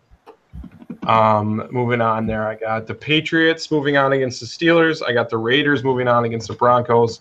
Packers moving on against the Giants. And the Buccaneers knocking off the number 1 seeded Falcons. Continuing, I have the Patriots and Raiders. I have the Raiders winning that to go to the Super Bowl. And I have the Packers and Buccaneers in the NFC Championship. And I have the Packers winning that as well. A little bit of a homer here, but that's all right. Winning my Super Bowl, I have the Oakland Raiders. All right. So come on to go AFC first. I've got the 3-seeded Steelers winning at home against the Titans. It's a bit too early to be picking Mariota to win playoff games, especially going on the road to Pittsburgh like that. The 4-5 matchup, I got the Texans winning at home against the Chiefs. I think the defense is too much for them. Divisional round, you got the Raiders against the Steelers, with the Raiders winning that at home. And then I also have the Patriots beating the Texans at home. Patriots always seem to have the Texans number, and I think that's probably going to be a blowout, even with the Texans having that great of a defense. Tom Brady always seems to figure them out. And then I have the Patriots beating the Raiders at home. Like you said, I think the defense could be a bit vulnerable to Brady. So I got the Patriots winning that. NFC, wildcard weekend, I've got the Giants winning at home against the Falcons. Matt Ryan has never won a playoff game on the road, and I don't see that happening, especially in the cold in New York. The opposite way, or in the 3-6 matchup, I've got the Cowboys. Not really much of an upset over the number 3 Buccaneers. I think if they can control time of possession with Ezekiel Elliott, they'll be in good shape. And then divisional round, I've got the Seahawks at home beating the Giants. I think the home field advantage will be a little too much, and their defense against can be erratic Eli Manning will prove to be the difference there. And the NFC in the other wildcard match or divisional matchup, I've got the Packers winning at home against the Cowboys. I just want to see Skip Bayless rip his hair out on TV. That's always hilarious. And then Stephen A. Smith yelling, "How about them Cowboys?" That's always funny too. Let's see. NFC Championship. Got the Packers getting their redemption finally in a playoff game against the Seahawks. They got it last year against the Giants. And this year, since they have it at Lambeau Field instead of being on the road at Seattle, the Packers come out on top. So Super Bowl 52 in Minnesota. You got the matchup I think everyone wants to see, Brady versus Rodgers for a Super Bowl. And I have, you could call it a homer pick, say what you want, but I have the Packers coming out on top there. Green Bay Packers Super Bowl champs.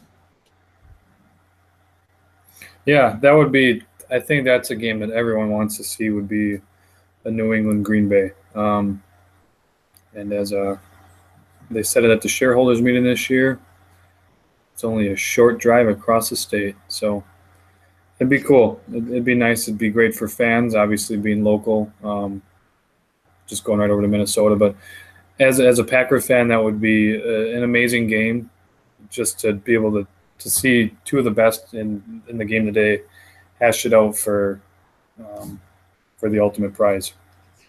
Yeah, and I think, well, I've been picking the Packers to win the Super Bowl for the last, probably ever since they won their last one, which, I mean, obviously we're Green Bay fans and we want them to win the Super Bowl every year, but you got to think Rodgers he's got to win more than one in his career. Well, and their offense is loaded this year. Yeah. And you predicting them is not you. Obviously there's internal bias because you like them, but it was never far-fetched options. I mean, there was experts last year who said the Packers had the possibility of going 16-0.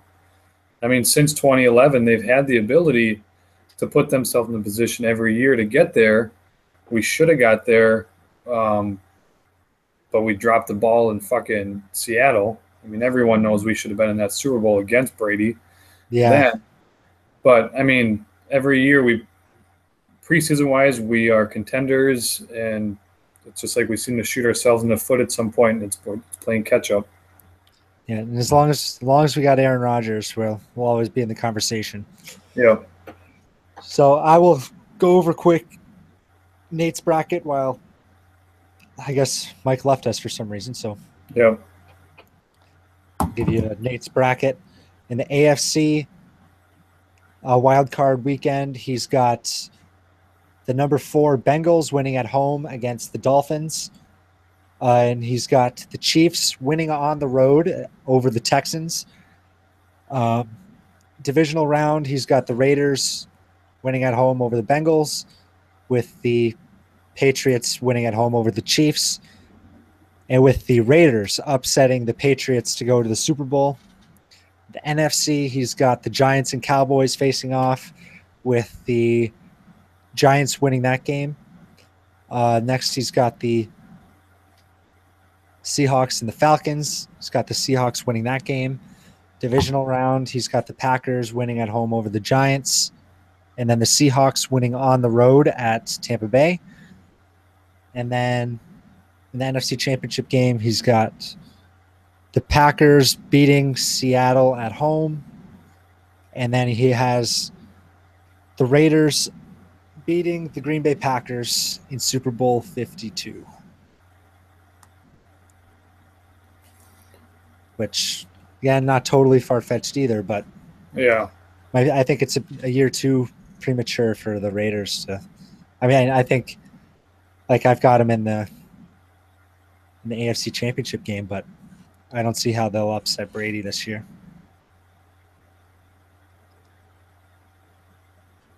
No. So, yeah, I don't know what happened to Mike, if he lost connection or he just decided to leave. But either way, that's our NFL predictions for the upcoming season. Hopefully, they'll all be wrong except for mine, where I'm the only one to have the Packers winning the Super Bowl. hey, that'd be awesome. I will be posting them onto our website, afewgoodmics.com, just if anyone wants to reference them later in the year. And last, I guess, we'll go into our final A Few Good Minutes segment. Garb, what have you seen since we last podcasted that you want to talk about? So I guess I'm going to just go off of news that kind of broke out yesterday. Hopefully I'm not taking yours here, but talking about Stafford. Reports that he's going to be now the highest paid player in NFL history. I mean, the guy has got his skill. Obviously, he deserves a contract, but I don't know why the Lions are putting so much money into him when there's other options that they need to look into. And I'm not taking away from what Stafford's able to bring to the table, but I think that they are in need of some additional help, defensively, wide receivers. Obviously, they have a good base to win games off of this year, but for them to go out and spend the money they are now on Stafford, I just think it's kind of handcuffing them a bit to better fulfill possible needs for long-term options.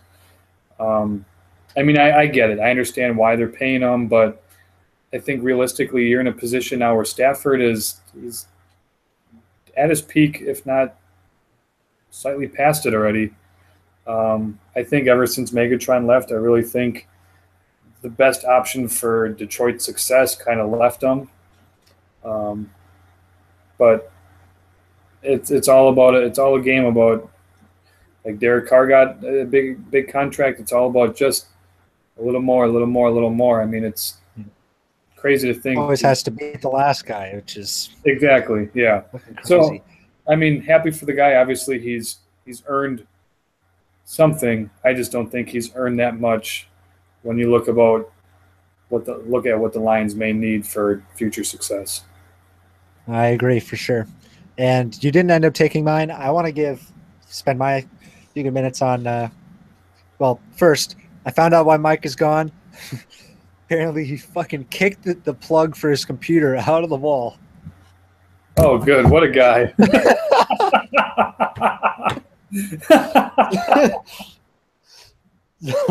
So Mike, you're a fucking idiot. What are you kicking for, man? You're by yourself. Unbelievable. So that's why Mike's gone. So, all right, moving on. My few minutes. I want to give a huge shout out to JJ Watt. If you've seen what he's done the last day or so, first off, I want to say we're all thinking of all the victims down in Houston of Hurricane Harvey. But JJ Watt, so far, as of, I want to say, an hour ago, He's raised over $4 million for the relief fund. And then you got the Houston Rockets owner. He just donated $10 million. And everyone's kicking in. And it's always, especially in today's day and age, people coming together like that. It's always nice to see. So that's what I got. And I'm sure Mike will not be back. So anything else you want to talk about, Garb? I'll piggyback off that. I think that's one thing. That's what I love about J.J. Watt. Not only is he a Wisconsinite who has true values, but he's a down-to-earth guy. And not that all professional athletes are zealous in their money, but he definitely puts forth the gains that he has and helps out those who are less advantaged than him so much.